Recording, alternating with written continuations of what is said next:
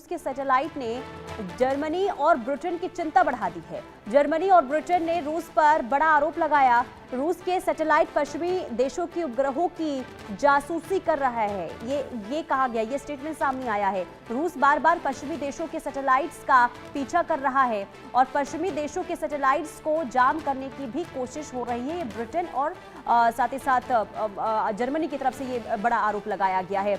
मनन Dwivedi sir, जो ये आरोप लगाया गया है ब्रिटेन की तरफ से, जर्मनी की तरफ से कि सैटेलाइट का पीछा किया जा रहा है पश्चिमी देशों का और जासूसी जो की जा रही है, तो क्या वाकई में ऐसा हो रहा है क्या? देखिए, मैं इसमें ये कहना चाहूंगा कि अगर हम साइंस फिक्शन की भी बात करें या कोल्ड वॉर की थियोलॉजी, मतलब कोल्ड वॉर की लेजेंड की बात करें और कोल्ड वॉर की हिस्ट्री की बात करें, तो शीत युद्ध के जमाने से ही ये काम हो रहा है। मतलब इसमें कोई नई बात नहीं है। ऐसे आरोप प्रत्यारोप लगातार कई 70-80 वर्षों से लगते रहे हैं और ये सारे काम एक दूसरे को ब्लेम करना, काउंटर ब्लेम करना और एक दूसरे को आक्रांता और एग्रेसर स्टेट के नाम से लेबलिंग कर देना, ये काम वर्ल्ड वॉर 2 के बाद से ही हो रहे हैं। तो ये कोल्ड वॉर का पूरा ऐसा इतिहास है, तो इसमें कोई नई बात नहीं है। पर मैं यहाँ पर ये कहना चाहूंगा कि यहाँ पर एक चीज है कि रशिया का जो एम था यूक्रेन वॉर में, वो सिर्फ यूक्रेन को नष्ट करना, भ्रष्ट करना या जेलेंस्की की रिजीम चेंज ही नहीं था। ये एक ऐसा भरसक प्रयत्न है जो कई डेकेड से चल रहा है, कई दशकों से चल रहा है, जिसमें अमेरिका के साथ तो डायरेक्ट कन्फ्रंटेशन नहीं करते ये लोग शैडो बॉक्सिंग करते हैं, सैबर रेटलिंग करते हैं कि तलवार दिखा दी, फिर म्यान में डाल दी, फिर तलवार दिखा दी और चमक, सूर्य की चमक के साथ उसको सामने वाले अपोनेंट को की आंखों के सामने कौंधा दिया। तो ये सारी हरकतें होती हैं। पर मैं जो पर इसमें मैं जो ये बात कह रहा था, मैं कह रहा हूं कि यूरोप के अगेंस्ट ये वॉर लड़ा जा रहा है, क्योंकि अगर हम सीपरी के स्टैटिस्टिक्स को भी देखें तो हम पाएंगे कि यूरोप अभी भी ज्यादा शक्तिशाली है व्लादिमीर पुतिन से।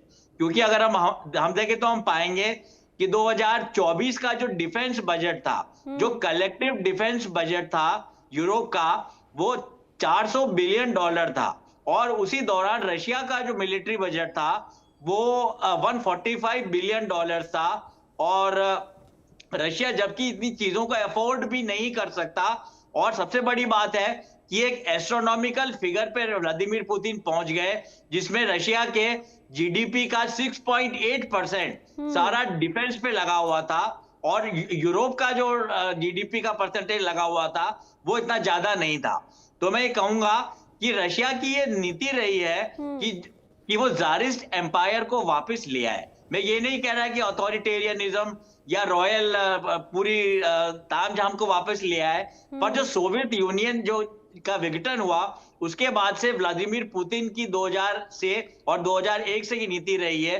और वो क्या करते रहे हैं, क्रीमिया में, मोल्दोवा में, पोलैंड में और रोमानिया में वहां की आंतरिक सुरक्षा को गड़बड़ाते रहते हैं Vladimir Putin non military move से। इसको हम कह सकते हैं जेरासिमो डॉक्ट्रिन, जो रशिया पूरी तरीके से फॉलो करता है, जो भारत के वॉर स्ट्रेटेजिस्ट है वो भी इस बात से एग्री करेंगे। तो उसमें यह है कि पूरी तरीके से मिलिट्री मीन्स ना अपनाए जाए और नॉन मिलिट्री मीन्स तक आए।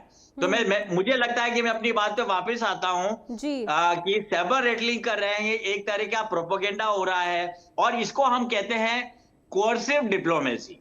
रशिया कोर्सिव डिप्लोमेसी का प्रयोग पहले भी कर चुका है यूक्रेन वॉर में, जैसे कि ज़फरफिजिया का नाम लिया गया, तो ज़फरफिजिया में भी अटैक भी किया गया और उसको कहते हैं कि वो सबसे बड़ा यूक्रेन का, पूरे यूरोप का सबसे बड़ा परमाणु संयंत्र है, जहां पे मिलिट्री और सिविलियन फैसिलिटीज दोनों हैं।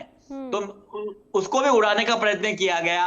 बीच बीच में व्लादिमीर पुतिन लगातार हर 3-3, 4-4 महीने के गैप में ये धमकी देते रहे कि वो अपने बैलिस्टिक मिसाइल्स भी यूज करेंगे, पर यूक्रेन ने भी अच्छा जवाब दिया। उन्होंने हिमार्स जो अमेरिका से लिए हुए हैं उससे जवाब दिया।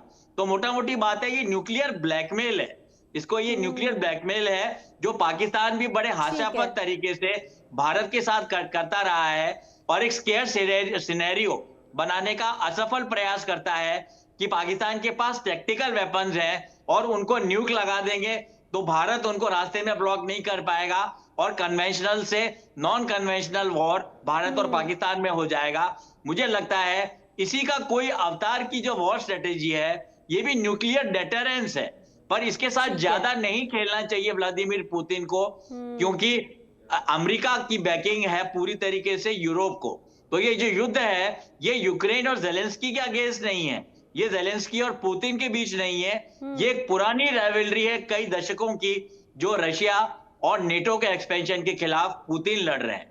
मेरा इसमें ये व्यू है। ठीक है, ठीक है। ग्रुप कैप्टन देवनाथ सर, आपने सुना मनन द्विवेदी सर को, तो क्या वाकई में यहाँ पर रशिया की तरफ से ब्लैकमेल करने की कोशिश हो रही है?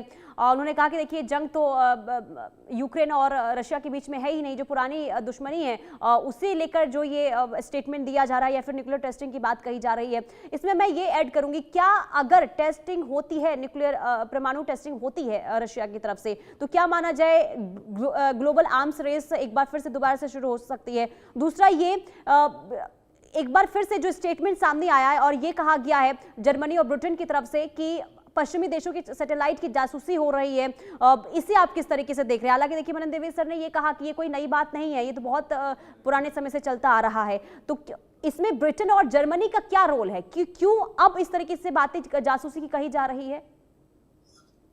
हाँ पुनिता जी, सैटेलाइट वॉरफेयर जो है वो भविष्य में युद्ध का एक और आयाम होगा। देखिए इस वक्त अंतरिक्ष में अमेरिका और यूरोपीय देशों के 8,500 से ज्यादा सैटेलाइट उड़ रहे हैं अलग अलग टास्क के साथ। इसके मुकाबले अगर हम देखें रूस के महज करीबन 1,500 सैटेलाइट अंतरिक्ष में उड़ रहे हैं। तो अमेरिका और पश्चिमी देशों का अंतरिक्ष में दबदबा है।